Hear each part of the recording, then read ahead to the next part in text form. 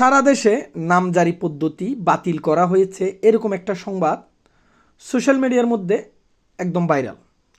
অনেকের মনে অনেক ধরনের প্রশ্ন বা অনেকেই বিভ্রান্তর মধ্যে পড়ে যায় যে আসলে কি নামজারি পদ্ধতি বাতিল হয়েছে কিনা। আজকের ভিডিওটা আমি আপনাদেরকে একটু ক্লিয়ার করব বিষয়টা।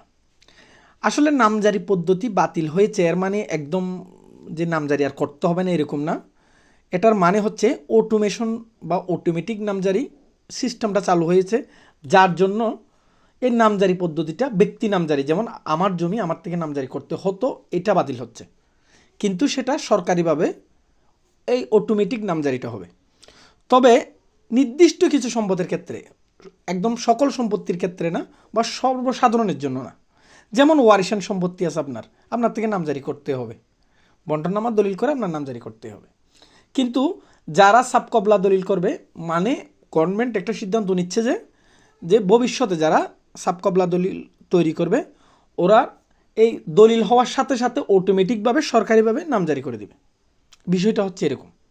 কিন্তু অনেকেই বিভ্রান্তর মধ্যে পড়ে যাচ্ছে যে আসলে কি নামজারি পদ্ধতি বাতিল, তাহলে আমরা আর নামজারি করব না, এরকম কিন্তু না। বিষয়টা হচ্ছে অটোমেশন নামজারি। তবে অটোমেশন নামজারিটা চালু তখনই হবে যখন আপনি কাউকে সম্পদ হস্তান্তর করবেন, বিক্রি করবেন, ক্রয় করবেন, তখন অটোমেটিক নামজারি হবে। সেটা এখনও সম্পূর্ণভাবে কার্যকর হয়নি, শুরু করতেছে পরীক্ষামূলকভাবে, বা 20-21টা সাব রেজিস্ট্রি অফিসে এই নিউজটা গেছে, ওরা হয়তো বা পরীক্ষামূলকভাবে কাজ শুরু করতেছে, কিন্তু সারা বাংলাদেশে এখনও চালু হয়নি।